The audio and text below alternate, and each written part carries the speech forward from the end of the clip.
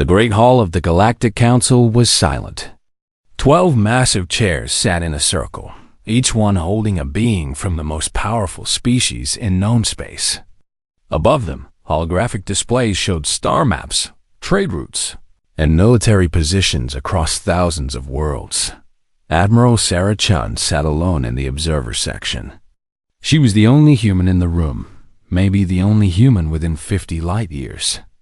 Her dark uniform stood out against the bright alien robes and biosuits around her. She kept her hands folded in her lap and her face calm. The council speaker, a tall being with 4 arms and silver skin, raised one hand for silence. The room grew even quieter. "We have reached our decision," the speaker announced. His voice echoed through the chamber's acoustic system, translated into dozens of languages at once. "After 300 years of observation and patience, we can wait no longer." Sarah felt every alien eye in the room turn toward her. Some were curious. Others showed disgust or fear. A few seemed almost sad. "The human species," the speaker continued, "has proven itself incompatible with galactic civilization. They expand too quickly. They adapt too easily. They refuse to accept their proper place in the natural order." Murmurs of agreement rippled through the chamber. The Vectani representative, a being that looked like a giant mantis, clicked its mandibles in approval. The gas-breathing Helix delegate pulsed its colors in what Sarah knew meant satisfaction. "In the past 50 standard years," the speaker said, "humans have colonized 47 new worlds. They have developed 17 new technologies without consulting this council. They have ignored our guidance on population control, resource management, and territorial expansion." Sarah remembered those colonies. She had visited most of them. Families working hard to build new lives. Children playing in alien soil under foreign suns. Scientists discovering wonders that could benefit every species in the galaxy. Most concerning, the speaker's voice grew harder, is their military development. Humans show no proper respect for the established rules of warfare. They create weapons designed not just to win battles, but to cause maximum damage to their enemies. That was rich, Sarah thought. The Kovani, sitting 3 seats to her left, had glassed 6 worlds in the last century. The Thalari had turned an entire star system into a slave camp. But humans were the problem because they fought too hard. Therefore, the speaker announced, raising all 4 arms, "The Galactic Council hereby declares the human species to be a threat to galactic stability and peace. Effective immediately, we authorize total military action to eliminate this threat." The vote was called. 12 hands, claws, tentacles, and appendages rose in the air. Unanimous. The human homeworld of Earth, along with all human colonies, will be sterilized within the next standard month, the speaker declared. This action is taken not in anger, but in necessity. The galaxy must be protected from chaos. The chamber erupted in discussions. Military commanders began talking about fleet movements. Diplomats discussed how to spin the announcement to other species. Economic advisors calculated the profits from dividing human territory. Through it all, Sarah sat perfectly still. She thought about her daughter on Earth, probably in school right now. She thought about her brother on New Mars, working his farm. She thought about the millions of humans across the galaxy who were about to learn that their entire species had been sentenced to death. The speaker turned to her. "Admiral Chun, as the human representative, do you have any final words before we begin implementation?" The chamber fell silent again. This was the moment they had all been waiting for. They expected her to beg, to plead for mercy, to offer concessions or bribes or promises of better behavior. They wanted to see humanity grovel. Sarah stood up slowly. She smoothed down her uniform jacket and looked around the room. 12 species that had ruled the galaxy for thousands of years. 12 civilizations that thought they knew everything about war, politics, and survival. She smiled. Finally, she said, the word hung in the air like a physical thing. The council members looked confused. Some leaned forward in their seats. The speaker's silver face wrinkled with uncertainty. Finally? He repeated. Sarah's smile grew wider. We've been waiting for this for a very long time. The Vectani delegate clicked rapidly, which Sarah knew meant confusion or alarm. The Helix representative's colors shifted to patterns that indicated deep uncertainty. You want war? Asked a council member from the Drachnari, a reptilian species known for their military traditions. Want it? Sarah shook her head. No, we don't want it. But we've been expecting it. She reached into her jacket pocket and pulled out a small device. Several council members tensed, but she held it casually, without threat. For 50 years, we've watched you. We've studied your history. We've seen what happens to species that grow too quickly or become too successful. She looked directly at the speaker. You don't just guide the galaxy's development. You control it. And when someone grows beyond your control, she gestured around the room. Well, here we are. The device in her hand began to glow softly. This is a quantum transmitter. Right now, it's sending a signal to every human world, every human ship, every human outpost in the galaxy. The council members were on their feet now. Guards moved toward the observer section, but Sarah held up her other hand. The signal just says 3 words, she continued calmly. The same 3 words I said to you. Her eyes hardened. Finally, the speaker's 4 arms trembled. What have you done? Sarah Chun, Admiral of the Human Space Navy, looked around the chamber one last time. These beings thought they knew humanity. They thought humans were just another young species that could be managed, controlled, and eventually eliminated when convenient. They were about to learn how wrong they were. We've done what we had to do, she said simply. We've prepared for this day since we first realized it would come. The transmitter's glow brightened, sending its message across the galaxy at faster than light speeds. On 1,000 worlds and 1,000 ships, millions of humans were receiving the signal they had all been waiting for. The war had begun, and humanity was ready.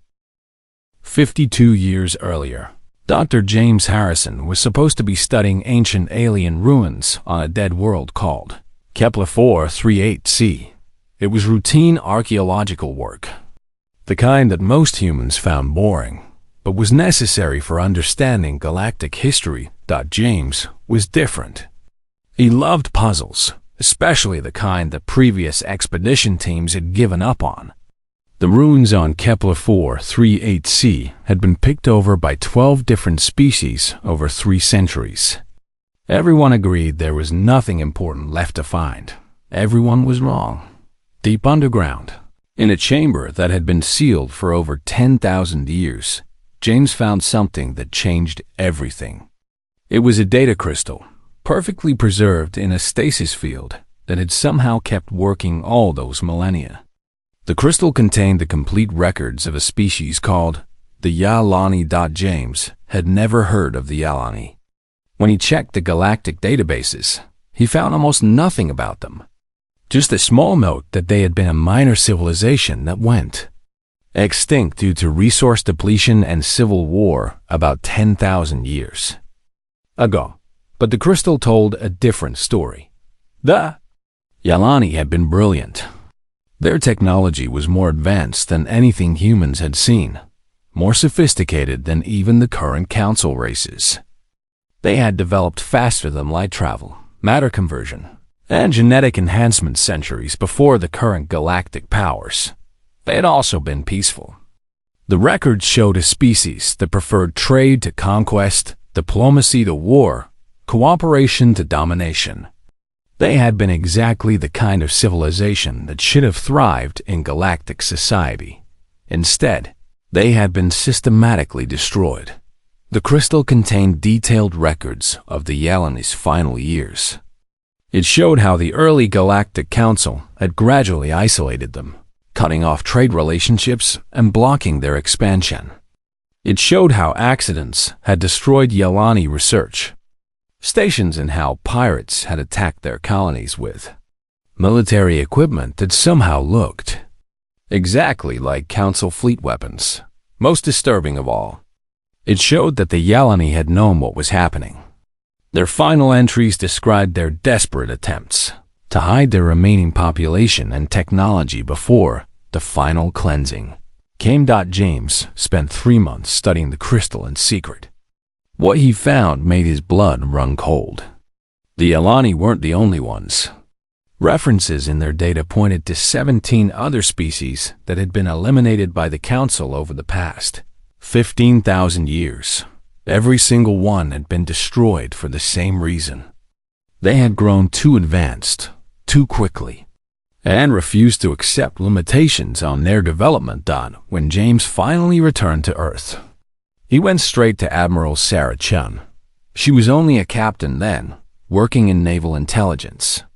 James had served under her during the border wars and trusted her more than anyone else in the military. Sarah, read his report 3 times before speaking.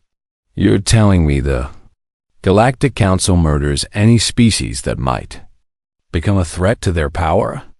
Not murders, James corrected quietly. Prunes. They see themselves as gardeners, keeping the galaxy properly organized. Any species that grows too tall gets cut down. Sarah stared at the data for a long time. How long before they decide we're too tall? Based on the patterns? 50 years. Maybe less. That night, Sarah took the report to Fleet Admiral Rodriguez and Secretary of Defense Williams. Within a week, it had reached the President. Within a month, humanity's most secret project had begun. They called it Project Seedling. The idea was simple. If the Council was going to try to eliminate humanity eventually, humanity needed to be ready. But the preparation had to be completely hidden. The Council couldn't suspect that humans knew about their plans. For 50 years, humanity lived a double life. On the surface, they continued expanding at their normal pace. They built colonies, developed new technologies, and interacted with other species, just as they always had. They joined council committees, followed council guidelines, and played the role of a young species learning its place in galactic civilization. Underground. They prepared for war. Hidden shipyards were built inside hollow asteroids, disguised as mining operations. Entire worlds were secretly terraformed, and then covered with false sensor readings to make them appear barren. Human colonists volunteered to live in hidden underground cities, ready to emerge when the time came. The human military developed new doctrines based on one simple principle. The Council species had been fighting the same way for thousands of years. They followed rules, protocols, and honor codes that made their behavior predictable. Humans would fight differently. Sarah, now Admiral Chun, had spent decades studying every Council species' military history. She knew their tactics, their technologies, and most importantly, their weaknesses. Every Council race was supremely confident in their superiority. They had never faced an enemy that was truly desperate, truly unpredictable, and truly willing to sacrifice everything for victory. The Hidden Fleet grew slowly but steadily. Human engineers reverse-engineered captured alien technology and improved it with human innovations. They built ships that could disguise themselves as cargo haulers or mining vessels, but carried enough firepower to destroy a battleship. They developed weapons that violated every galactic warfare convention, but were perfectly suited for asymmetric conflict. Most importantly, they prepared their people. Every human colony had hidden bunkers and supply caches. Every human ship had sealed orders to be opened if the signal ever came. Every human in the military had trained for this day, even if most of them didn't know why the training was so specific. The hardest part had been waiting. For 50 years, Humans had lived with the knowledge that their peaceful existence was temporary. Parents raised children knowing those children might have to fight for their species' survival. Scientists developed technologies that could be turned into weapons at a moment's notice. Diplomats smiled and negotiated with council members while secretly planning for the day they would become enemies. Admiral Chun remembered her first meeting with the council 25 years ago. She had shaken hands with beings who she knew were planning to exterminate her species. She had smiled and made small talk while calculating how best to destroy them when the time came. That was the burden Project Seedling had placed on humanity's leaders. They had to be friendly while planning for war. They had to appear trusting while preparing for betrayal. They had to act like a young species learning its place while secretly developing the tools to tear down the entire galactic order. Now, standing in the council chambers as the transmitter sent its signal across the galaxy, Admiral Chun felt a strange sense of relief. The waiting was over. The pretending was done. Humanity could finally stop hiding what they were and show the galaxy what 50 years of secret preparation had created. The council members were shouting now, demanding to know what the human signal meant, what humanity had done. Their confusion and panic were exactly what Sarah had expected. They had grown so comfortable in their power, so certain of their control, that they couldn't imagine their prey had been preparing to fight back. They were about to learn that humans were very different from the Yalani. And this time, the pruning would not go as planned. The Council's war fleet was magnificent. 600 ships from 12 different species, representing 15,000 years of military tradition and technological advancement. They moved through space in perfect formation, their weapons charged and their crews confident. Fleet Admiral Korvac of the Dragnari commanded the force targeting Earth. He was a veteran of 30 campaigns and had never lost a battle. As his fleet dropped out of faster-than-light travel at the edge of Earth's solar system, he allowed himself a moment of satisfaction. "Begin long-range scans," he ordered his weapons officer. "I want to know the position of every human ship, every defense platform, every military installation." The scans came back almost immediately. Korvac studied the results with growing surprise. "This cannot be correct," he said. "Run the scans again." The results were the same. Earth's orbital defenses were powered down. The human fleet was scattered in small groups throughout the system, not in defensive positions. Most shocking of all, Earth itself was broadcasting a surrender signal. "Admiral," his communications officer reported, "we're receiving a transmission from the human homeworld. They want to negotiate terms of surrender." Korvac had expected many things from this campaign. A desperate last stand, futile attempts at diplomacy, maybe even humans trying to flee into deep space. He had not expected immediate surrender. His tactical officer, a young Dragnari named Vesk, looked confused. "Should we accept their surrender, Admiral?" "Absolutely not," Korvac replied firmly. "Our orders are clear. Complete extermination. The humans are trying to buy time, nothing more." But something felt wrong. Korvac had fought dozens of species. He knew what desperation looked like, what false bravado sounded like. This felt different. The human transmission was calm, almost resigned. "Move the fleet into attack position," he ordered. "Begin bombardment of human military installations. Once their defenses are eliminated, we proceed with planetary sterilization." The Council fleet advanced. As they closed the distance to Earth, the human ships fell back without firing a shot. Space seemed eerily quiet. "Admiral," the sensor operator called out suddenly, "I'm detecting massive energy buildup throughout the system." "From where?" "I am not sure. The readings are coming from everywhere." That's when Earth's moon exploded, not the entire moon. Just the side facing away from Earth. The Artificial explosions sent massive chunks of lunar material hurtling through space while revealing what had been hidden beneath.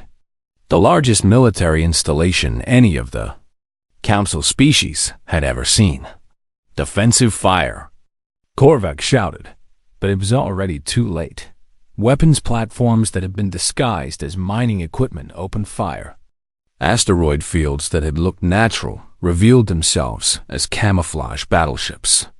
Even the space debris floating throughout the system turned out to be armed mines that activated and swarmed toward the Council fleet.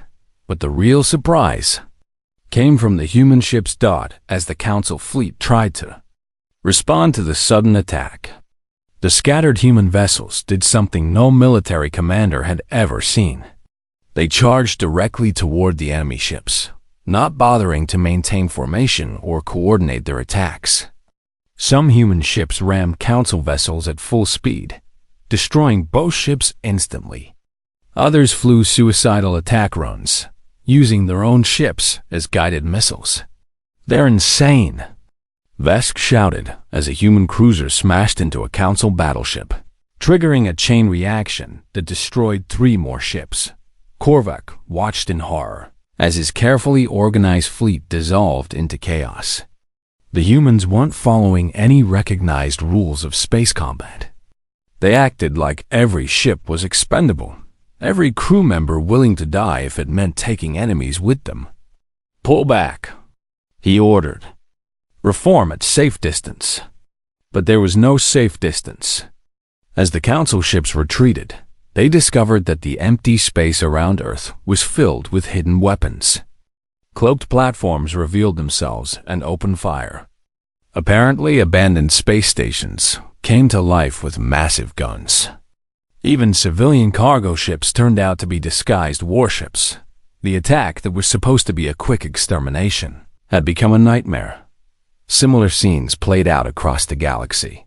The simultaneous strikes on human colonies met with the same impossible resistance. Worlds that appeared defenseless turned into death traps. Ships that looked like merchant vessels revealed massive weapon arrays. Human civilians who should have been helpless turned out to have been secretly trained for guerrilla warfare. On New Mars, the Vectani attack fleet found the colony apparently abandoned. When they landed troops to investigate, the empty settlement exploded around them. Human colonists emerged from underground bunkers with weapons designed specifically to fight Vectani soldiers. The insectoid warriors, who had terrorized a dozen species, found themselves hunted through underground tunnels by humans, who seemed to appear from nowhere. At the research station on Kepler Prime, Helix gas breathers discovered that humans had somehow weaponized the atmosphere itself. The air turned toxic to their species, but harmless to humans, forcing the attackers to retreat while human defenders harassed them with hit-and-run attacks. The worst shock came at the Proxima Centauri shipyards. The Council attack force expected to find civilian construction facilities. Instead, they found the largest military fleet any species had ever assembled. Hundreds of ships that had been disguised as cargo haulers shed their false hulls to reveal advanced warships. The shipyards themselves transformed into massive weapon platforms. But it wasn't just the hidden fleets and secret weapons that horrified the Council forces.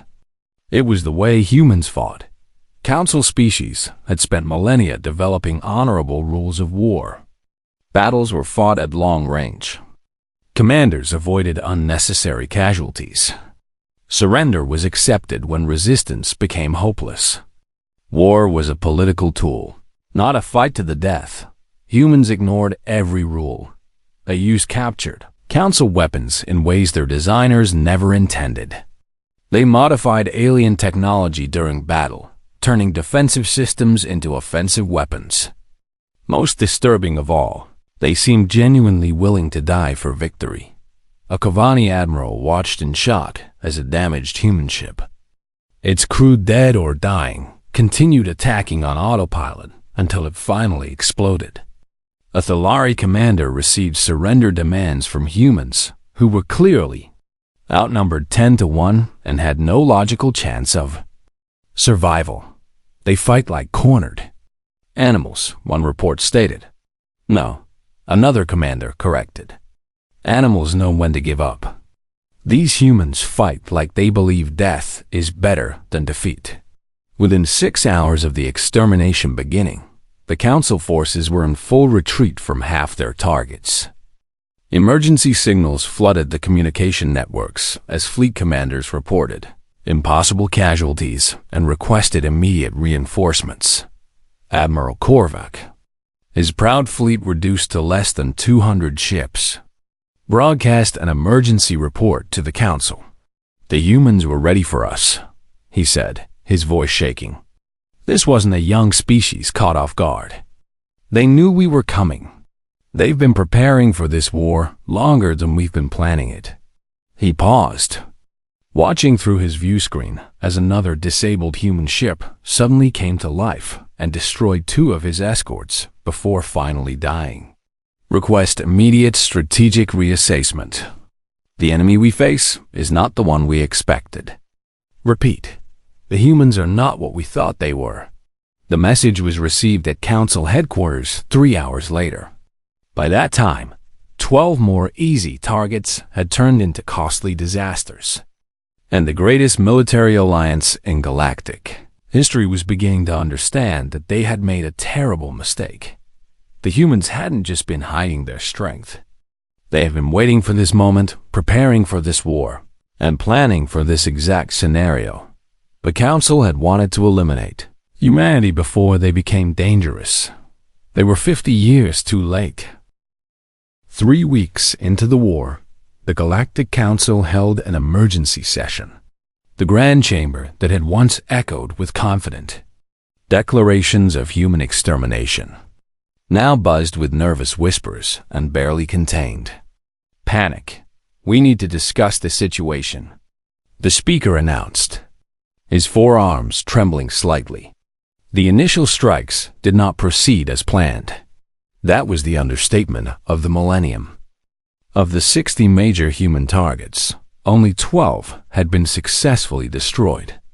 The other 48 had turned into disasters that cost the Council forces over half their initial fleet strength. The humans fight like madmen, declared General Lex of the Corvani military caste. His scaled face showed deep scarring from a human boarding action that had somehow penetrated his flagship's defenses. They use weapons in ways that make no tactical sense, but somehow work. Admiral Zeril of the Vectani clicked her mandibles in agreement. My forces encountered human ships that had been modified during combat.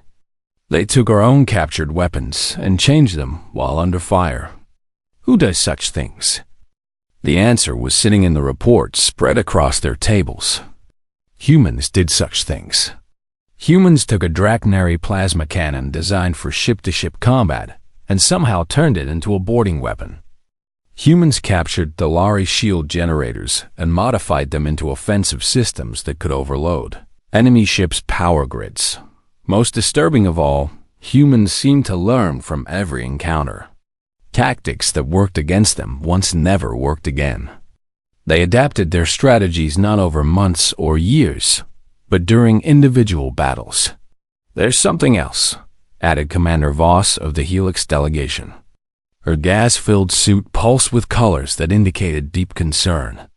Our intelligence reports suggest they're using psychological warfare. The other council members looked confused. Psychological warfare was considered primitive, something used by lesser species who couldn't compete on technical grounds. They broadcast recordings of our battles across all frequencies, Voss continued. But they edit them to show only our losses, our retreats, our ships being destroyed. Our own forces are seeing these broadcasts. So what? General Dex growled. Proper soldiers don't concern themselves with enemy propaganda. Our soldiers are starting to ask questions, Voss replied quietly. They want to know why we're losing ships to a species we told them was inferior.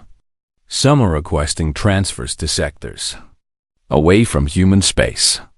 The uncomfortable silence that followed was broken by an aide rushing into the chamber. Emergency report from the Tau Ceti sector. The aide announced breathlessly.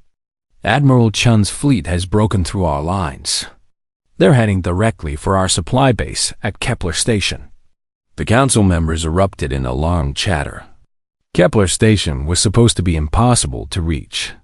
It was located deep in council space, protected by 3 defensive fleets and orbital fortifications that had never been breached in 5 centuries. How many ships does Chun have? The speaker demanded. Intelligence estimates 50 vessels, mostly converted civilian craft and captured council ships. General Vex laughed bitterly. 50 ships against Kepler's defenses? The humans have finally overextended themselves. But 12 hours later, another aide burst into the emergency session with news that silenced the chamber. Kepler Station has fallen. The holographic display showed the aftermath. The massive orbital facility that had served as a major council supply depot was now burning wreckage floating in space. Around it, the remains of 3 defensive fleets drifted like metallic snow. How? The speaker whispered that the aide activated a recording from one of the few surviving council ships. The image showed Admiral Sarah Chun's flagship, a captured Draknari battleship that had been modified with human technology. It was leading a charge directly into the station's defensive grid, but it wasn't a normal attack. The human ships moved in ways that violated every principle of space combat. They used their own damaged vessels as shields for undamaged ones. They turned ships that were too badly hurt to fight into guided missiles. Some human crews actually evacuated their ships and allowed them to be piloted by volunteers on suicide runs. The recording showed council defenders trying to respond to tactics they had never seen before. How do you plan a defense against enemies who treat their own ships as disposable weapons? How do you predict the movements of forces that ignore their own casualties? Look at this, the aide said, highlighting a section of the battle. A human cruiser had been cut in half by council weapons. Instead of retreating or abandoning ship, the crew had somehow kept the forward section fighting while using the engine section as a bomb. They turned a crippled ship into 2 weapons. Admiral Zerrel observed with something approaching awe. I've never seen anything like it. But the most disturbing part came at the end of the recording. As Kepler Station fell, Admiral Chun's ship broadcast a message on all frequencies. It wasn't a demand for surrender or a military ultimatum. It was much simpler and somehow more frightening. This is Admiral Sarah Chun of the Human Space Navy. To any council forces receiving this message, we know where you are. We know how you think. We know how you fight. And we're coming. The message was followed by something even worse. Data packets containing detailed information about council military procedures, ship designs, and tactical doctrines. Information that should have been impossible for humans to obtain. They've been studying us, Commander Vos said quietly. For decades. They've been analyzing our methods, our weaknesses, our military culture. While we've been ignoring them, General Vex added bitterly. The truth was becoming clear to everyone in the chamber. The council had spent centuries fighting species that were like them, organized, hierarchical, bound by rules and traditions. They had never faced enemies who fought with creativity, desperation, and complete disregard for conventional military wisdom. Worse, humans seemed capable of inspiring their forces in ways council species had never seen. Reports came in of human ships with catastrophic damage continuing to fight effectively. Human crews performed repairs under fire that should have been impossible. Human commanders led from the front, sharing the same risks as their soldiers. There's another problem, the aide continued reluctantly. The Corvan delegation has requested a private meeting to discuss reassessing the campaign objectives. The chamber fell silent. The Corvani were one of the council's most militant members. If they were having doubts about the war, what about the Rigel colonies? The speaker asked desperately. Our intelligence said they were lightly defended. Admiral Chun hit them yesterday, the aide replied. She somehow got there 6 hours before our attack fleet arrived. The humans were waiting in ambush. The recording of that battle was even worse than Kepler Station. Chun had anticipated the Council's strategy and positioned her forces perfectly. The ambush hadn't just destroyed the attacking fleet. It had been recorded and broadcast to every species in the galaxy. She's making us look incompetent, General Lex snarled. No, Commander Vos corrected. She's proving that we are incompetent. Against them, anyway. The awful truth was sinking in. For 15,000 years, the Council had maintained order by being stronger, more advanced and more organized than any potential threat. They had eliminated species that might challenge them before those species became dangerous. But humans had become dangerous while appearing harmless. They had prepared for war while seeming peaceful. Most importantly, they fought in ways that turned the Council's advantages into weaknesses. What do we do? The speaker asked thought it was a question none of them could answer. They could continue the war, but the casualties were mounting while human forces seemed to grow stronger with each battle. They could try and negotiate, but Admiral Chun's broadcast suggested humans weren't interested in anything less than total victory. For the first time in millennia, the Galactic Council faced an enemy they couldn't understand, couldn't predict, and couldn't defeat using conventional methods, and that enemy was led by a woman who had been planning for this war since before most Council members had been born. The session ended with no decisions made and no solutions found. As the Council members dispersed to their private quarters, each carried the same terrible knowledge. They had awakened something they couldn't control. Humanity was no longer the problem. Humanity was becoming the solution to the Council's existence, and Admiral Sarah Chun was just getting started. Admiral Sarah Chun stood on the bridge of her flagship as it emerged from faster-than-light travel at the edge of the Drachnori home system. Before her stretched the heart of the Galactic Council's power, 12 core worlds that had ruled the galaxy for 15,000 years. Status report, she ordered. 700 ships in our fleet, Admiral, replied Commander Torres, her tactical officer. We've received confirmation from the other human task forces. They're in position around the remaining Council core systems. Sarah nodded. 4 months of war had led to this moment. The Council's military forces were scattered, demoralized, and fighting a war they didn't understand against an enemy they had underestimated. But the core worlds remained, protected by the most advanced defenses in known space. Admiral, called her communications officer, we're receiving a transmission from the Council Emergency Assembly. Put it through.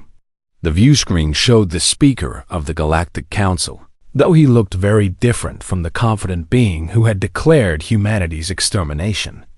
His silver skin had dulled, and his forearms shook with exhaustion or fear.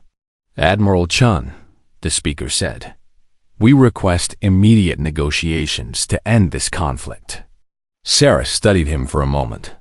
Behind the speaker, she could see other council members. Some looked angry. Others seemed defeated. All of them looked terrified. What terms are you offering? She asked. Complete withdrawal of council forces from human space. Recognition of human sovereignty over all current colonies. Reparations for damages caused by our mistake. Your mistake? Sarah repeated. Is that what you're calling it? The speaker hesitated. The council acted too hastily. We misunderstood human intentions. We're prepared to acknowledge our error and return to peaceful coexistence. Sarah almost smiled. Even now, facing the collapse of their empire, the council couldn't admit the truth about what they were. They wanted to pretend this had all been a misunderstanding, a diplomatic error that could be corrected with the right agreement. I'm afraid that's not acceptable, she said. The speaker's image flickered with surprise. But you've won. Your forces control 37 systems. Our military effectiveness has been reduced by 70%. What more do you want? The truth, Sarah replied simply. She turned to Commander Torres. Begin the final approach. Signal all task forces to move to attack positions. Admiral Chun. The speaker called desperately. You cannot attack the core worlds. The orbital defenses alone will destroy your fleet. We'll see, Sarah said, and cut the transmission. As the human fleet advanced, the Council's defenses came to life. Massive orbital platforms armed with weapons that could destroy planets opened fire. Shield generators that had protected these worlds since the fall of the last galactic empire activated. Fighter squadrons launched from bases that had never been threatened in 5 millennia. It should have been humanity's final defeat. No force in galactic history had ever broken through the core world defenses, but Admiral Chun had spent 50 years studying the Council, and she knew something they had forgotten about themselves. Their greatest strength was also their greatest weakness. They had become too comfortable with their own power. Activate the beacon, she ordered. Deep in the human fleet, a single ship that looked like an ordinary research vessel powered up a device unlike anything the galaxy had ever seen. It was the product of decades of work by humanity's best scientists, built using technology from a dozen different species and enhanced with innovations that could only have come from human ingenuity. The weapon wasn't designed to destroy ships or break shields. It was designed to destroy something much more powerful: lies. When the beacon activated, every communication system in the Drakmari system began broadcasting the truth. Not human propaganda or enemy claims, but absolute, undeniable truth drawn directly from the Council's own archives. The records of the Yelani genocide, the destruction of 17 other species, the systematic elimination of any civilization that might challenge Council supremacy. 5,000 years of mass murder disguised as galactic peacekeeping. But the beacon didn't stop with the Council's crimes. It revealed everything. How the current war had started, how humanity had prepared, how the Council had planned to exterminate an entire species for the crime of being too successful. The effect was immediate and devastating. On the orbital defense platforms, crews who had been told they were fighting to protect galactic civilization suddenly learned they were defending mass murderers. Entire squadrons of fighters refused orders. Shield operators abandoned their posts. The magnificent defenses that had protected the core worlds began shutting down from within. Admiral, Commander Torres reported, "We're receiving surrender signals from 40% of the defensive installations." But the beacon's effect went far beyond the Draknari system. The signal was being rebroadcast across the galaxy by hidden human transmitters. Every species that had ever been threatened by the Council, every world that had been forced to accept limitations on their development, every civilization that had wondered why the galaxy never seemed to advance beyond Council control was suddenly learning the truth. The revolt began within hours. Species that had been members of the Council for centuries turned on their former allies. Worlds that had provided troops for the war against humanity declared independence. The carefully maintained balance of power that had kept the Council in control for millennia collapsed in a matter of days. 3 weeks later, Admiral Sarah Chun stood in the ruins of the Council chamber where this all began. The Great Hall was empty now, except for 3 surviving Council members who had requested a final meeting. The speaker was among them, though he seemed to have aged years in the past month. "You've destroyed everything," he said quietly. 15,000 years of galactic civilization, gone. No, Sarah corrected. 15,000 years of galactic oppression, ended. She gestured to the empty chamber. This place was never about civilization. It was about control.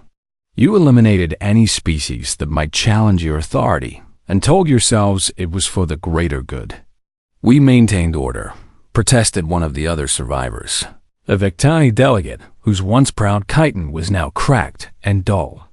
Without the council, the galaxy will fall into chaos. Maybe, Sarah agreed, but it will be honest chaos. Species will rise and fall based on their own choices, not because you decided they were growing too quickly. The speaker looked up at her with something approaching desperation. What happens now? To us? To the galaxy? Sarah considered the question. That depends on what you do next. You can try to rebuild the council, maintain your power, and keep fighting this war.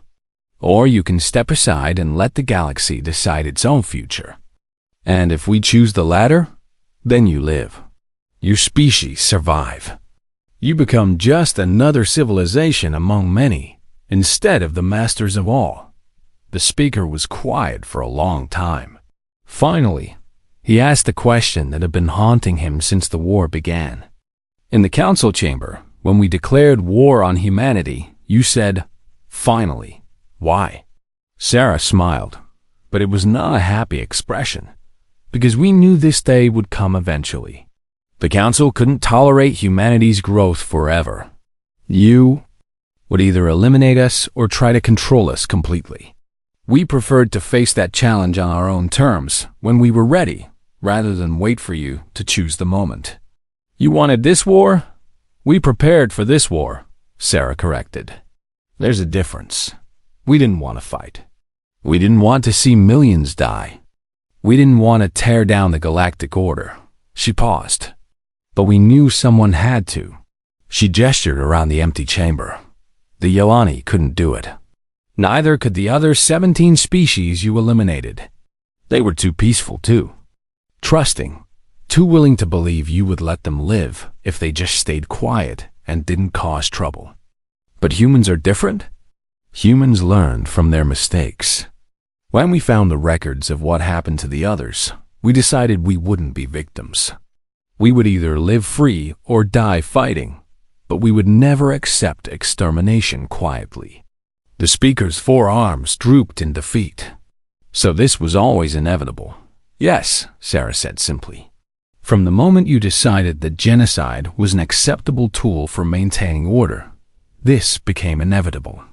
Maybe not with humanity, but with someone, eventually. She turned to leave, then paused. The galaxy is about to change in ways none of us can predict. New alliances will form. New conflicts will arise. New species will discover what they're truly capable of when they're not living under your restrictions.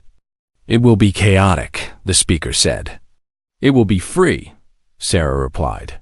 6 months later, Admiral Sarah Chun stood in her office on New Geneva, watching through her window as representatives from 47 different species worked together to establish new trade agreements and mutual defense pacts. The old Galactic Council was gone, replaced by a loose confederation of free worlds that made decisions through cooperation rather than domination. It wasn't perfect. There were disputes, conflicts, and challenges that the old council had suppressed through force.